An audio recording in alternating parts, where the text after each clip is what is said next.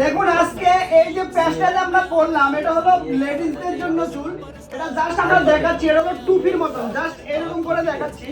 দেখুন এটা এই যে পোর্শনটা দেখতে পাচ্ছেন কার্লি সিস্টেমের হবে, জাস্ট এরকম করে আমরা দেখাচ্ছি। দেখুন এই যে প্যাচটা এটা হলো, দেখুন এই যে কন্ডিশন দেখছেন ভিতর থেকে একদম পুরো টুপির মতো। এটাকে ধরে জাস্ট এই দেখুন এইভাবে ধরলাম, ধরে এই ভিতরটা দেখুন কেমন দেখতে, এভাবে ধরে জাস্ট এরকম করে লাগিয়ে এভাবে লাগিয়ে দিলাম। দেখুন এই যে দেখুন দেখতে পাচ্ছেন, যারা বড় বড় চুল চান তারা কিন্তু এই ধরনের চুল কিন্তু আপনারা ইউজ করতে পারবেন। দেখুন দেখতেই পাচ্ছেন এটা কতটা সুন্দর স্মুথনেস হেয়ার।